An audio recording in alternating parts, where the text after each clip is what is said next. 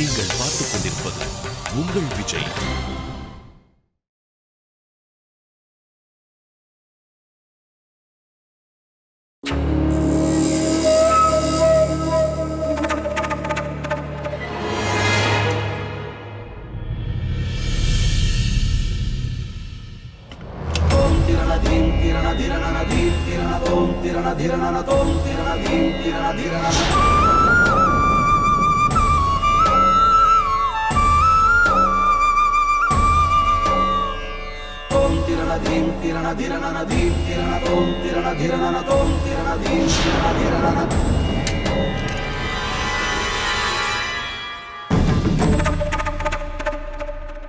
ராமர் கிழிச்ச கோட்டை தாண்டினதுக்கு பரிகாரமா சீதா தேவி நெருப்புல குதிச்சு தன்னோட பாவத்தை போக்குனாங்க. அதே மாதிரி நான் செஞ்ச பாவத்தை தொலைக்க இதுதான் வழி.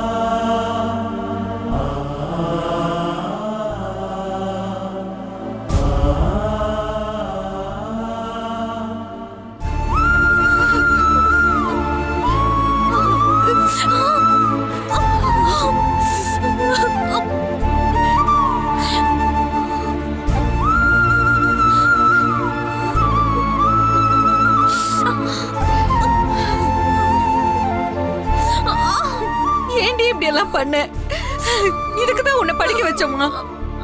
நீ இவ்வளவு தூரம் பண்ணியும் நாங்க உன்னை ஒரு வார்த்தை பேசியிருப்போமா? ஏன் தான் உன் புத்தி இப்படி போதோ? காலை எப்படி சுட்டு வச்சிருக்க பாரு. இல்லம்மா, ஒரு பிள்ளைய பெத்து வளர்க்கறதுக்கு எவ்வளவு கஷ்டம்னு இப்ப எனக்கு தெரிஞ்சிருச்சுமா. என்ன வளர்க்கறதுக்கு எவ்வளவு கஷ்டப்பட்டிருப்பீங்க. அந்த தியாகத்தெல்லாம் மதிக்காம நானே என் வாழ்க்கையை தேடி போயிட்டேனே.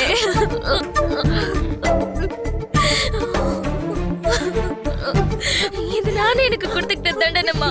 இது பத்தாது.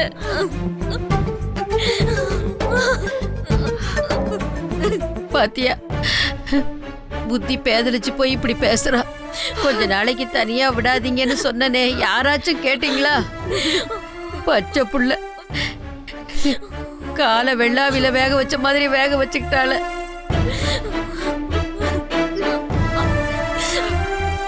ஏன் திவ்யா, அண்ணன் தான் இப்படி கால் கையை உடைச்சிட்டு கஷ்டப்பட்டு இருக்கேன்ல, அதை பார்த்தும் உனக்கு இப்படி பண்றதுக்கு எப்படி மனசு வந்துச்சு? உங்ககிட்ட எல்லாம் சொல்லிக்காம வீட்டை விட்டு போனல, காலம் பூரா இந்த வலி எனக்கு வேணும், வலிச்சுக்கிட்டே இருக்கணும்னு, அதனாலதான் இப்படி பண்ண. ஏன் திவ்யா அப்படி அவசரப்பட்டுட்ட? கொஞ்ச நாள் போனதுக்கு அப்புறம் உனக்கு ஒரு நல்ல இடத்துல கல்யாணம் பண்ணி வைக்கலான்னு நானும் அவரும் பேசிக்கிட்டு இருந்தோம். அதுக்குள்ள இப்படி பண்ணிட்டியே, இது உனக்கே நல்லா இருக்கா? படிச்சவ நீதான் எங்க எல்லாருக்கும் புத்தி சொல்லணும், மத்தவங்க சொல்ற மாதிரி நடந்துக்கிற.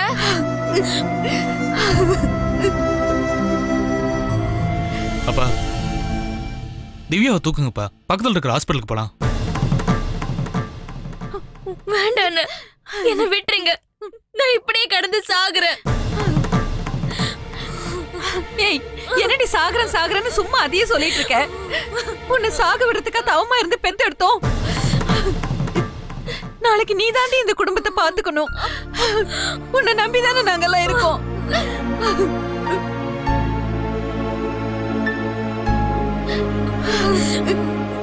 எங்க எல்லாரையும் விட்டுட்டு சாகரன் சொல்றதுக்கு உனக்கு எப்படி மனசு வந்துச்சு? வெளி ஒரு ஆட்டோ பிடிமா, டாக்டர் கிட்ட கூட்டிட்டு போலாம்.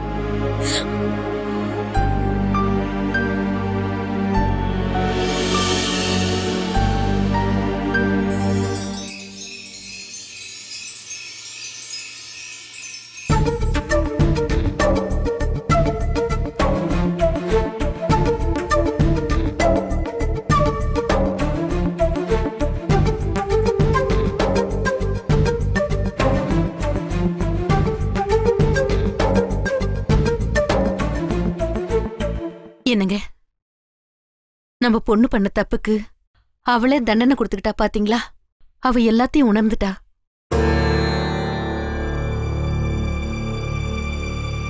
இதுக்கு மேலயும் நீங்க அவகிட்ட முகம் கொடுத்து பேசாம இருக்கிறது நல்லதில்ல. அவகிட்ட ஆறுதலா 4 வார்த்தை போய் பேசுங்களேன். அவ காலில் இருக்கிறது லேசான தீக்காயம்தான். இன்னும் 2-3 வாரத்துல சரியாயிரும். ஆனா அவளால என் மனசுல ஏற்பட்ட காயம் சாகர வரைக்கும் ஆறாது. ஏன் இப்படி தப்பு பண்ணணும்? தண்டனை அனுபவிக்கணும்? நான் தான் செஞ்ச பாவத்துக்கு தண்டனை உண்டுன்னு எத்தனையோ தடவை அவளுக்கு பாடம் எடுத்திருக்கேன். புரிஞ்சுக்கலனா இப்படித்தான். சரி, அவளையே நினைச்சு கவலைப்படாம பேசாம தூங்கு. அதான் டாக்டர் ஒன்றும் பெரிய காயம் இல்லைன்னு சொல்லிட்டார்ல. டாக்டருக்கு வேணும்னா இது பெரிய காயமா இல்லாம இருக்கலாங்க. ஆனா எனக்கு அவ பாதமே பொசுங்கி போன மாதிரி இருக்குங்க. அவ காலுக்கு மருதானியும் வெள்ளி கொலுசும் போட்டு அழகு பார்த்தோம். அந்த கால் இப்படி பொசுங்கிடுச்சுங்க.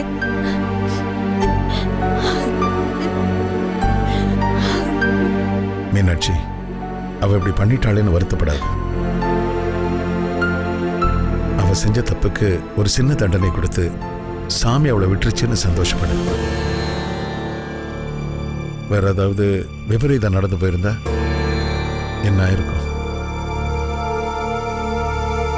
நாம கும்பிடுற சாமி அவளுக்கு ஒரு நல்ல வழி காட்டும். அதுவும் சரிதாங்க. நாம செஞ்ச புண்ணியம் தான் அவ உயிரை காப்பாத்தி இருக்கு. இருந்தாலும் இப்படிப்பட்ட ஒரு நிலைமை எந்த பொண்ணுக்கும் வந்துடக்கூடாது. சரிங்க, நீங்க படுங்க. நான் வேணும்னா திவ்யாவோட துணைக்கு அவ ரூம்ல போய் படுத்துக்கிறேன்.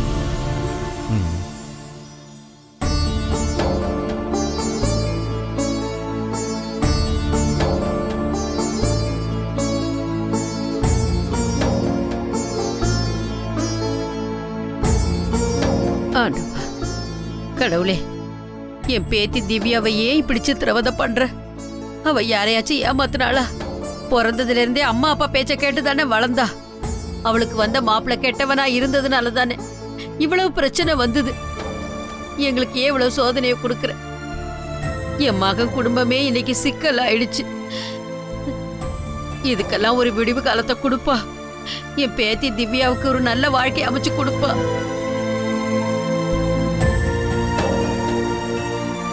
அவ கால்ல இருக்கிற காயத்தை சீக்கிரம் ஆத்தி கொடு. சீக்கிரம் குணமாகணும். இனிமே இந்த குடும்பத்துக்கு எந்தவித கெடுதலும் வராம நீதாப்பா பாத்துக்கணும்.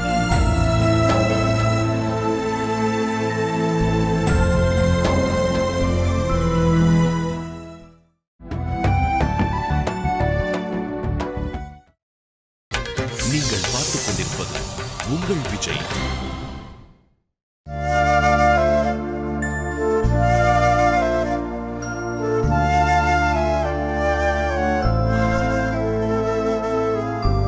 என்ன மாமா, இன்னும் அதே நினைச்சிட்டு இருக்கியலா? என் தங்கச்சி திவ்யாவுக்கு வர சோதனை பாத்தியா? வேணி, எனக்கும் கால் சரியில்லை. அப்பாவுக்கும் திடீர்னு உடம்பு சரியில்லாம போச்சு. வீட்லயும் ரொம்ப கஷ்டம். அம்மா வேற வீட்டுல இருக்கிற நகையெல்லாம் அடகு வச்சிட்டாங்க. நானும் எல்லார்கிட்டையும் கடன் வாங்கிட்டேன். இதெல்லாம் எப்ப சரியாகுமோ தெரியல. இங்க பாருங்க மாமா, அத பத்தி எல்லாம் நீங்க எதுவும் கவலைப்படாதீங்க. நம்ம என்ன இப்படியே இருக்க போறோம்? கூடிய சீக்கிரம் எல்லாமே மாறிடும் மாமா. டாக்டர் உங்களுக்கு இந்த மாசத்துக்குள்ள சரியாயிடும் சொல்லிருக்காங்க. இல்ல வேணி, எனக்கு குணமாயி எழுந்து நடந்தாலும் முன்ன மாதிரி ஓடியாடி வேலை செய்ய முடியுமான்னு தெரியல. என்ன மாமா, நீங்க எங்க போய் தெரிய போறிய? ஆபீஸ்ல போய் உட்காந்து வேலை பண்ண போறிய? அப்படியே உங்களுக்கு ரொம்ப சிரமமா இருந்தாலும் நான் வேணா உங்க கூடவே இருக்கேன். ஆமா வேணி, நான் சீக்கிரத்துல வேலைக்கு போகணும். நம்ம குடும்ப கஷ்டம் எல்லாத்தையும் தீக்கணும்.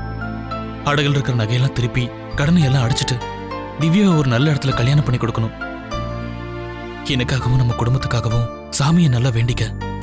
என்ன மாமா, 24 மணி நேரமும் உங்களுக்காக மட்டும்தான் மாமா வேண்டிட்டு இருக்கேன்.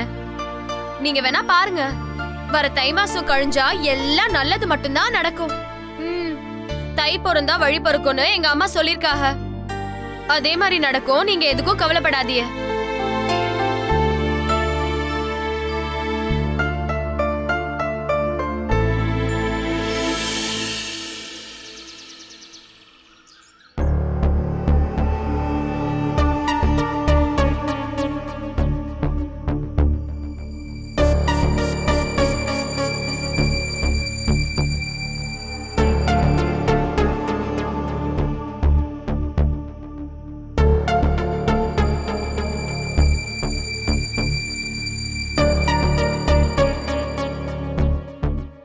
என்ன தனுஷ், ஏன் ஒரு மாதிரி இருக்க? இல்ல, என் ஃப்ரெண்டு திவ்யா வந்துருச்சான்னு கேட்டான். நான் நடந்ததெல்லாம் சொன்னேன். ஒரு பொண்ணோட வாழ்க்கையில விளையாடணும்னு சும்மா விடக்கூடாது. நீ ஒரு வார்த்தை சொல்ல அவனை போட்டு தள்ளிடலான்னு சொன்னான். அதான் யோசிக்கிறேன், அவனை என்ன பண்ணலாம் காவ்யா? ஆனது ஆயிப்போச்சு. இனிமே அவனை என்ன பண்ணாலும் போன மானம் திரும்பி வரப்போகுது. ஏதோ புத்தி கேட்டு நம்ம பொண்ணு அவன் கூட போயிட்டா. நல்ல வேலை, போன இடத்துல அவளுக்கு எதுவும் ஆகாம அந்த ஆண்டவன் அவளை காப்பாத்திட்டான். தெய்வம் இருக்கும்போது நாம ஏன் அவனை தண்டிக்கணும்? அவன் செஞ்ச பாவத்துக்கு அவனே அனுபவிப்பான். நம்ம திவ்யாவுக்கு அவனை பத்தி உண்மை தெரிஞ்சு போச்சு. அப்புறம் எதுக்கு அதை பத்தி எல்லாம் யோசிக்கணும்?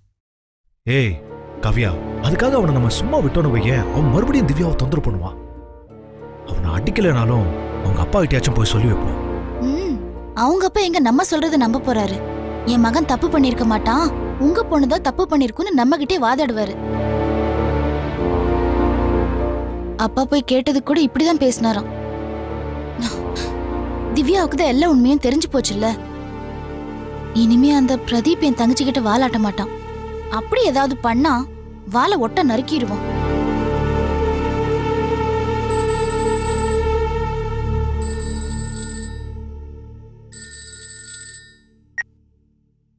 ஹலோ கவ்யா, நான் அண்ணன் பேசுறேம்மா. சொல்லுன, உன் கால் எப்படி இருக்கு இப்போ? என் காலுக்கு ஒன்றும் பிரச்சனை இல்லம்மா. திவ்யாவோட காலுக்கு தான் இப்ப பிரச்சனை. என்ன சொல்ற? திவ்யாவுக்கு பிரதீப்புக்கும் பிரியாவுக்கும் கல்யாணம் ஆன விஷயம் தெரிஞ்சதுனால இப்படி ஒரு அயோக்கியனோட வீட்டை விட்டு ஓடி போயிட்டுமே நினைச்சேன். தோசைக்கல்ல காய வச்சு அதுல ஏறி நின்னுட்டா காவ்யா.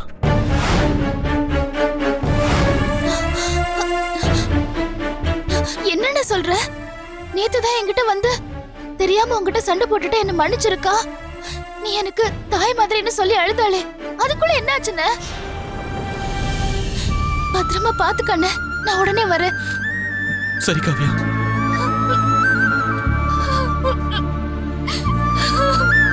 ஏய் காவ்யா, என்னாச்சு? ஏன் அழுவுற?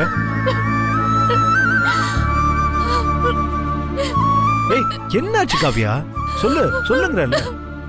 காவ்யா, திவ்யா கால்ல சூடு வச்சுக்கிட்டாளா? என்னது? கால்ல சூடு வச்சுக்கிட்டாளா? நான் உடனே போய் பார்க்கணும். போலாமா? வா போலாம், வா.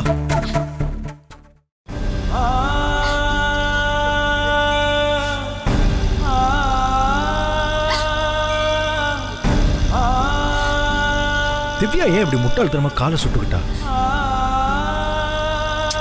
படிச்ச பொண்ணு இப்படியா பண்றது? அவ வீட்டுக்கு வந்தப்பவே நானும் அவ கூட போய் 2-3 நாள் ஆறுதலா அவ கூட இருந்திருக்கலாம். நான் தான் கொஞ்சம் கேர்லெஸ்ஸா இருந்துட்டேன். பாவம் இப்ப அவ எந்த நிலைமையில இருக்காளோ. கால சூடு வச்சுக்கிற அளவுக்கு வந்திருக்கான்னா அவ மனசு ரொம்ப நொந்து போயிருக்கான்னு தானே அர்த்தம். நம்ம தப்பு பண்ணிட்டோமோன்னு அவளே அவளை தண்டிச்சிருக்கா காவியா. திவ்யா நல்ல படிப்பா, படிச்சு இப்படியோ இருக்க வேண்டியவ. தலை எழுத்து கல்யாணம் நின்னு போய் அவனோட வீட்டை விட்டு போய் இப்ப காலை சுட்டுக்கிட்டா. கடவுள் அவளை ரொம்ப சோதிக்கிறாருன்னு நினைக்கிறேன். ஒரு அக்காவா இருந்து என்னால அவளுக்கு எதுவும் செய்ய முடியாம போச்சு தனுஷ். அப்பா ரிட்டையர் ஆயிட்டாரு. அண்ணன் வேலைக்கு போக முடியாம கால் ஒடிஞ்சு கிடக்குறாரு. அம்மாவுக்கும் வயசாகி போச்சு. இந்த நேரத்துல என் குடும்பத்துல இப்படி நடக்கணும்? காவியா, நான் இருக்கேன் காவியா. இனிமே எல்லாத்தையும் நான் பாத்துக்கிறேன். நான் உயிரோடு இருக்கிற வரைக்கும் அவங்களுக்கு என்னென்ன செய்யணுமோ இதெல்லாம் எந்த குறையும் இல்லாம செய்யறேன். கவலைப்படாத.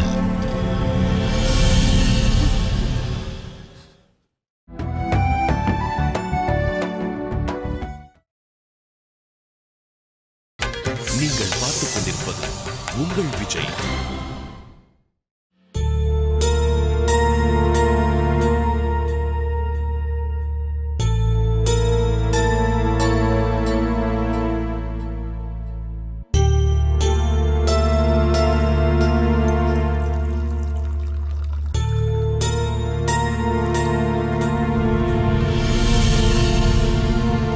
வணக்கம் மாப்பிள்ள வாங்க.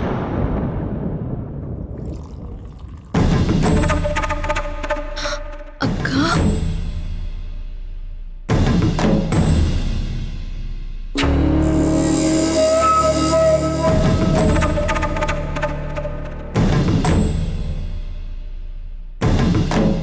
ஏன் திவ்யா இப்படி பண்ண? நீ வீட்டை விட்டு போனது கூட நாங்க வேதனைப்படல. உன்னை இந்த நிலைமையில பார்க்கும்போது என்னால தாங்கிக்க முடியல.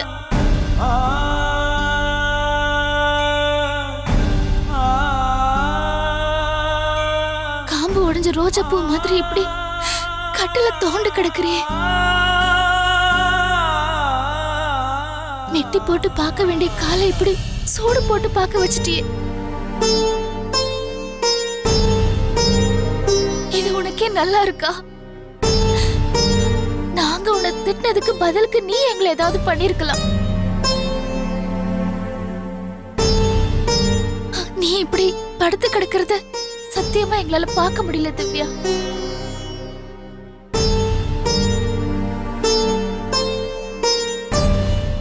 அழாதக்கா, எனக்கு ஒண்ணும் இல்ல. வீட்டை விட்டு ஓடி போய் உங்க முகத்துல கரிய பூசின இந்த காலை தானே சுட்டுக்கிட்டு.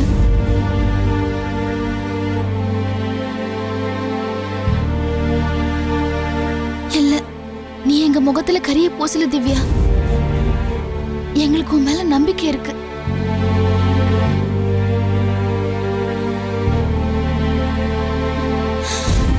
அந்த அயோக்கியம் பண்ண தப்புக்கு நீ ஏன் இப்படி பண்ணிக்கணும்? எல்லாரும் மனசு கஷ்டப்படுதுல்ல.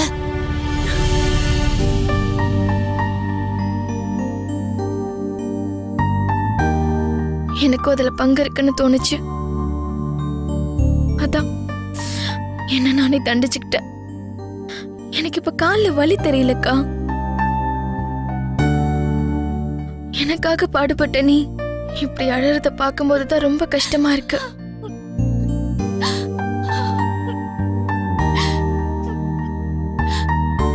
ப்ளீஸ் அழாதக்கா. மாமா ப்ளீஸ் அக்கா அழவனான்னு சொல்லுங்க. நான் சீக்கிரம் குணமாயிடுவேன்க்கா, அழாத. எப்படி திவ்யா உன் நிலைமையை பார்த்த பிறகும் அழாம இருக்க முடியும்? உன் மேல ஒரு சின்ன காயம் பட்டாலே காவியாவுக்கு கண் கலங்கும். இப்படி காலியா பொசிக்கிட்டு நிற்கும் போது அவளால எப்படி தாங்கிக்க முடியும்? அம்மா நீங்களாவது அக்கா அழவனான்னு சொல்லுங்கம்மா.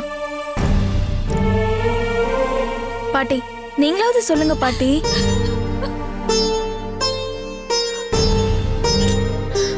அப்பா நீங்களாவது சொல்லுங்க, எனக்காக சொல்லுங்கப்பா ப்ளீஸ்.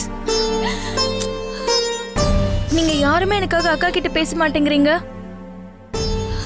அக்கா சொன்னா கேளுக்கா, அழாதக்கா. சாரிக்கா, நான் தெரியாம செஞ்சிட்டேன். நீங்க எல்லாரும் நம்பினா நம்புங்க. உங்களை விட்டுட்டு போயிட்டு நான் எவ்வளவு கஷ்டப்பட்டேன்னு தெரியுமா?